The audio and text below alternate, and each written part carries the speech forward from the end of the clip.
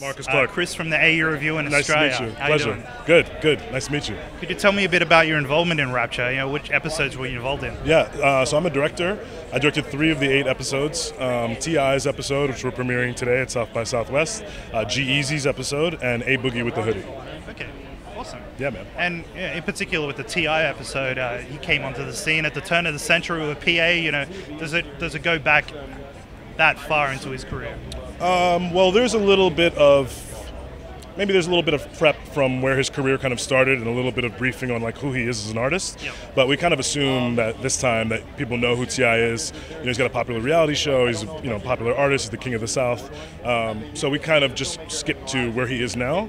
And really, this story is like a present-day coming-of-age story for him, kind of finding his voice and the power of hip-hop and politics. Okay. And so far there's been a lot of documentaries over the past few years about hip-hop that have been focusing on the East. How important is it for you to bring that to the South and show people that it's regional as well? I think it's incredibly important. I mean, it's regional, and there's definitely different. There are differences within the different regions of hip hop, but now hip hop's global. This is a worldwide phenomenon. It's the biggest genre of music on the planet. So I think it transcends borders, and music is one of the few things that is universal. So I think it's incredibly powerful, and it's also important for me to show people, T.I. in a different light. A lot of people have seen him already and seen what he does, but I don't think anybody's ever seen him in this particular light. And T.I. is, one of the most noticeable artists when it comes to being grounded in his community and helping his community. Sure.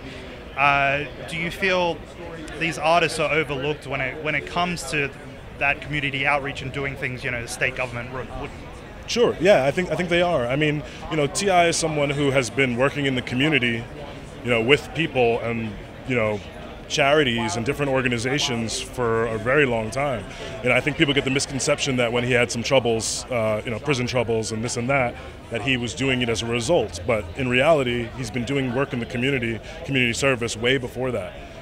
It's something that he's really passionate about. It's not, he doesn't do it for the money, he doesn't do it for the recognition. He'd probably prefer if nobody knew when he was doing it. You know what I mean? So that's incredibly powerful. Somebody like him who takes the time and has the passion, to make change. And new artists like a Boogie with a Hoodie and G-Eazy, what perspective are they bringing to the conversation? Oh man, it's a different and fresh perspective. It's like I was just saying, it's like I kind of have a trilogy within the series. I have a young new artist, A Boogie, G-Eazy, kind of at the top of his career, international superstar, and T.I., the veteran, the legend, the king of the South. I think that G-Eazy, he brings a very unique energy to the game.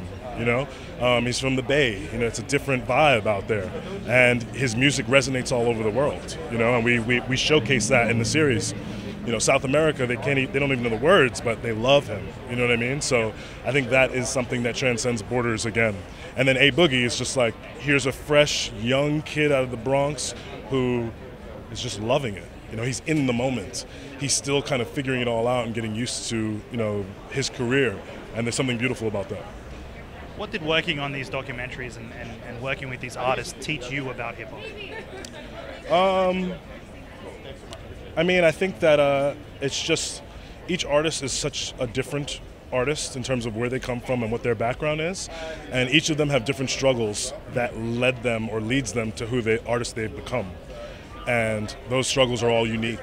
And I think that's going to resonate with people because, everybody has troubles. Everybody goes through, ups and downs. Yeah. And I think the beauty of the series is being able to humanize these superstars where you don't really get to see them typically shed emotion and tell you exactly where these songs come from.